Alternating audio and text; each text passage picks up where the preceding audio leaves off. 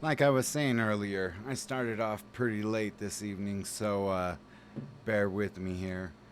Um, I'm looking at some disturbing content that just bothers me like none other. Um, it's another video by Nick Crowley, and this one is YouTube's Hidden Predator. And these videos piss me off so much that I mean, I can't even. It's hard for me to even come up with the words that just the anger that somebody would take advantage of a child. I mean, being a father, having three nieces that I was around daily since birth. I mean, you know, your job is to protect them, to watch over them, and to think that there's actually these sick fucks out there that I don't know. It's like it really really is sickening to me. And in a sense, it's great to spread the awareness. The one question that I always had was I know that there are pages dedicated to hunting down many of these predators where it's clear that they've, tried to elicit a meetup, and you have a YouTuber who's confronting them. And I often wondered, does that put in jeopardy any type of um, what would be the word? I had the word in my head earlier. Um, any legal ramifications? Would that ruin, a prosecution um, for somebody harassing a sick individual like that? I mean, is it doing more harm than good? Is my question. And if you guys would happen to know that answer, by all means, please let me know. Um, yeah. Anyways, I hope that uh, this is as much informative to you as it is to me.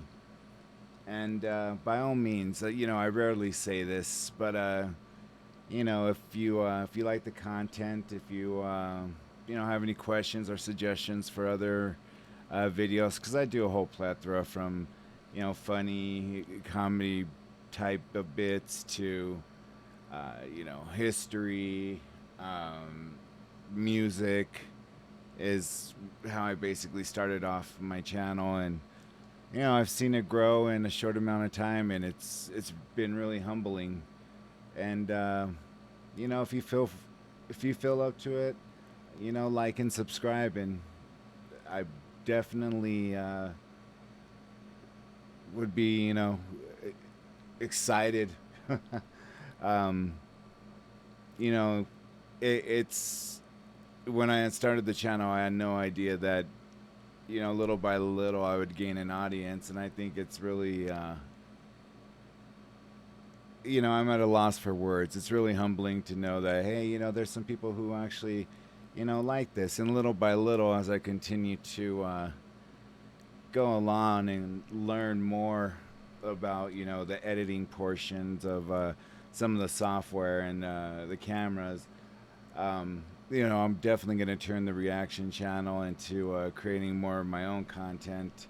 Uh, and I'll still be doing some reaction channels to some of my favorite content creators from, that chapter, Mr. Ballin, Nick Crowley, um, Nuke's Top 5. I mean, I have so many favorites.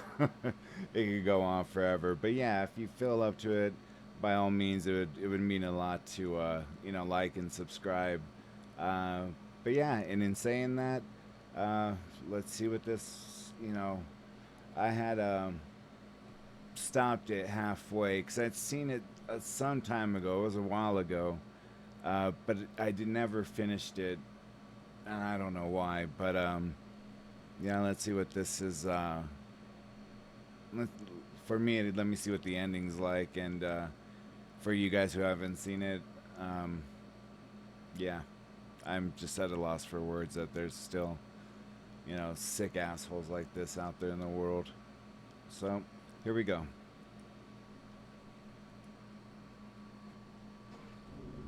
Just recently on Twitter, I had someone reach out to me and ask what I did to decompress after my disturbing investigations. And usually my process is to take a few days and just watch some lighthearted Puppy. videos to kind of clear my mind from all this darkness. And a few months ago, when doing just that, I stumbled across a channel that really stuck with me. A channel so wholesome that I couldn't help but smile. It was an account called PlasmaMasterDon that showcases an old man singing covers of popular songs, with the first one I saw being his version of Slow Dancing in the Dark. Can you give me reasons we should decompress?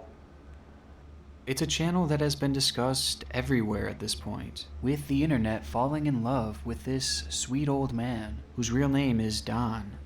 Over the years, Don has accumulated over 500,000 subscribers, capturing the hearts of all of them with his kind personality and captivative singing. He was just what 2020 needed, a break from the darkness, something undeniably innocent. But of all the places I've seen this channel discussed, there was one where I never would have expected to see him mentioned, and that is the r/morbid reality subreddit. Now, for those who don't know, this sub is extremely gruesome, and it's summed up perfectly within its title as the darkest recesses of humanity. So maybe some of you guys could school me on more of these social websites. I've mentioned on numerous occasions that YouTube and Facebook are really the only two social websites that I've ever used. I do have, I guess, an Instagram page that uh, when I had my intro and outro made before my computer started to update the editing software and just made it completely just crap out. Um, it's my first name with a whole bunch of obscured numbers that are just, yeah, uh, nobody would ever be able to find it unless you actually like wrote it down. So I don't think I've ever even posted a, maybe I did. I don't even know if I posted a picture or not. But the point is I've never been, or have, I did actually, let me take that back. I wrote a story about a real awful, um, and let me just kind of mention it this way. I don't know if you guys are familiar with the show called Coast to Coast AM. When Art Bell, legend, rest in peace, was still hosting it, I actually uh, had a chance to be interviewed by him for this story that happened at my former friend's house that was witnessed by a pastor, a priest, my mother, me, of course, my former friend, and I think there was one other person of some pretty fucked up demonic shit. And I wrote on one of the Reddit pages, and an admin came in, and I guess you're not supposed to do that the first time you're on there. You can't write like a whole long story or something. I don't know. I just put it up there, and whether or not if they took it down, like I thought, okay, this would be the place to do it because I hadn't started, YouTube yet, and I haven't received any requests, even though I've asked, like, if anyone ever wants to hear the story, and as I continue to grow this channel and continue to get the equipment that I need to actually go out and film my own content, I had planned on making that, you know, one big story of what happened that early morning and how it changed my life and scared the living shit out of our family members, because my former best friend and my cousin were, almost had a child together, were closely on the brink of possibly being engaged at one point. So, he was more like a brother to me. And yeah, that just really messed with us all. It was just really fucked up. And excuse my language, but I have no other way to describe it. Um, anyways, if anybody ever wants to hear that story, uh, feel free to leave me some comments and say, yeah, we want to hear that story. And, of course, I could take pictures of, the house and the back of the house just to kind of give some context of, the setup of everything that night. And it was just, yeah.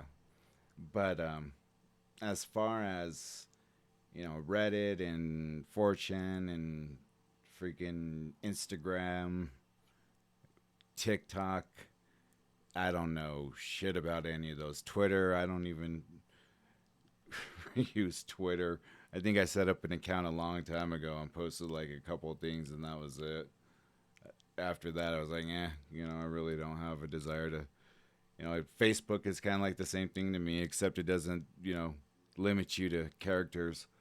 So, anyways, sorry about that long interruption, but I just wanted to kind of throw that out there, that I'm not too familiar with a lot of these social, a lot of social media sites. So let's continue.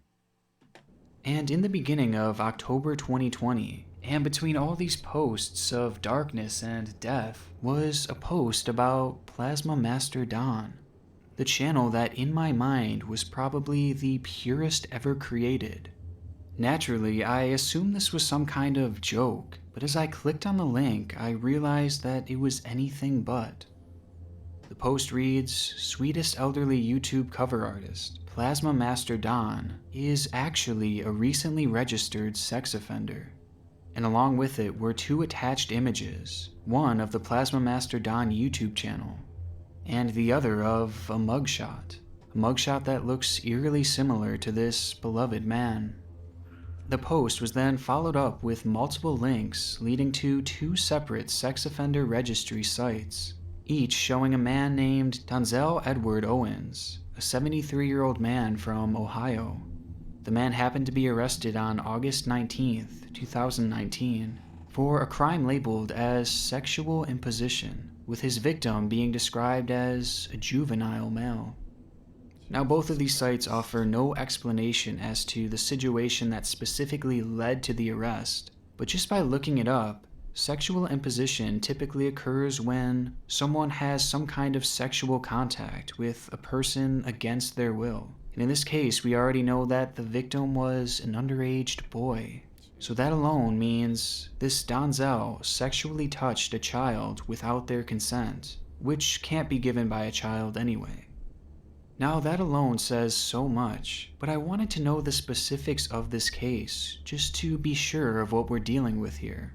And after doing a little bit of digging, I eventually came across an article that briefly mentioned Donzel, stating that a May 13th pretrial was set in County Municipal Court for Donzel E. Owens Jr., charged with sexual imposition for allegedly grabbing another man's genitals on Sunday. And as we know already, this is something he was convicted of. It's a disturbing crime, and one that I find to be completely unforgivable.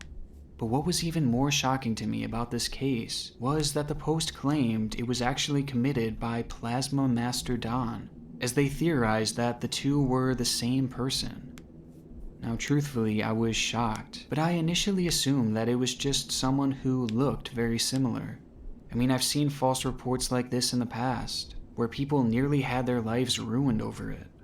And when I went on PlasmaMasterDon's channel, I couldn't find any comments relating to the story, and his like to dislike ratio was still extremely high.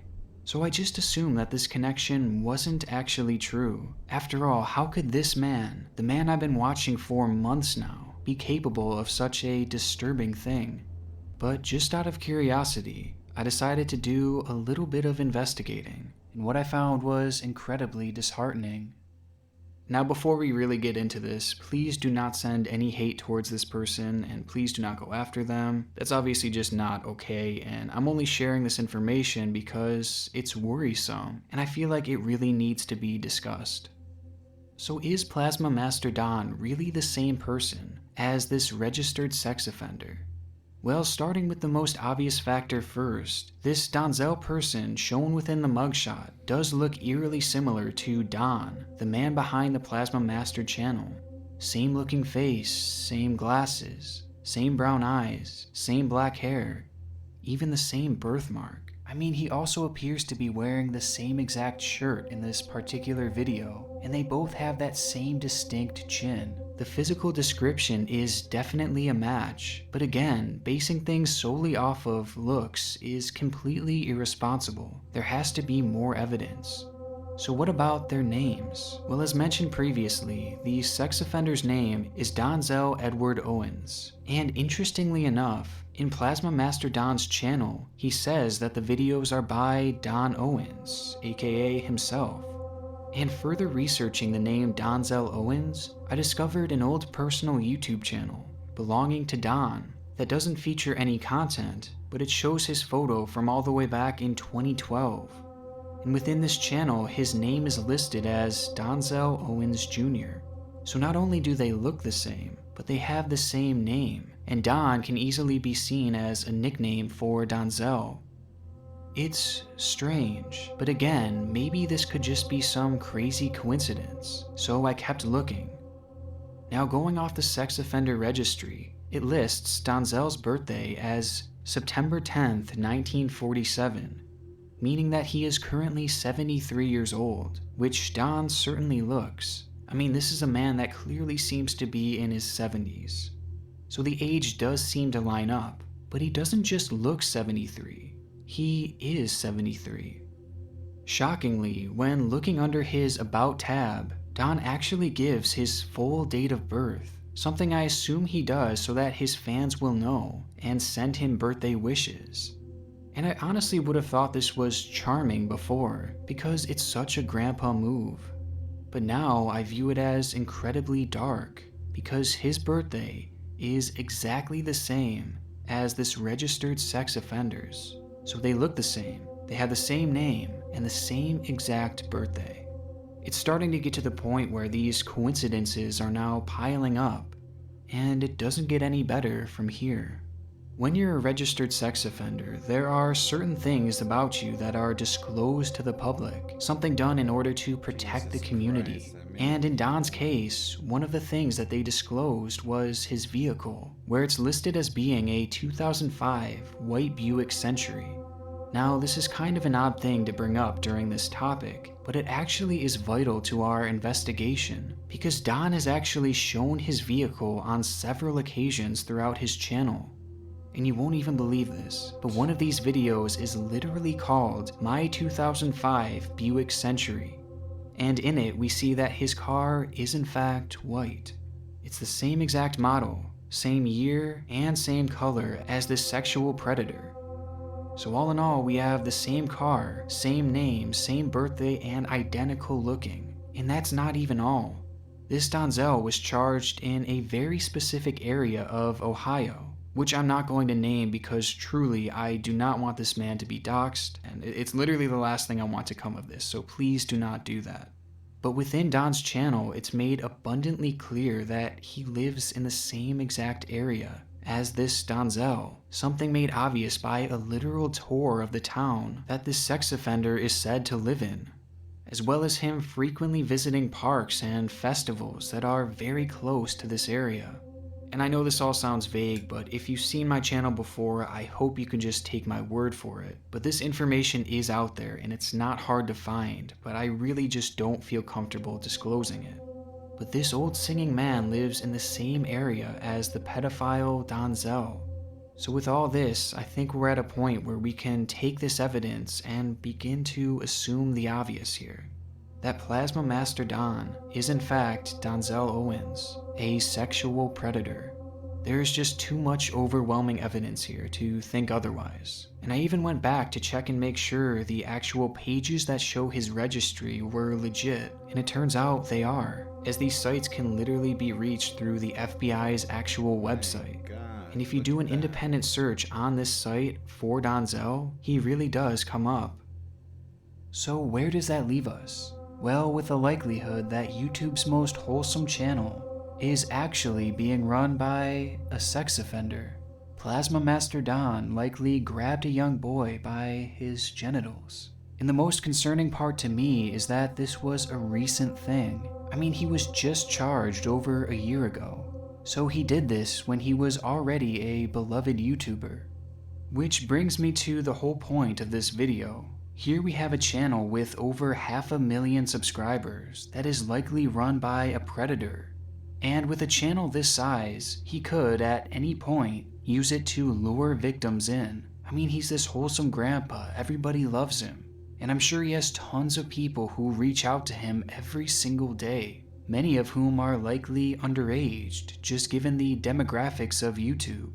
And this is especially concerning given the fact that on multiple instances he is saying children's songs.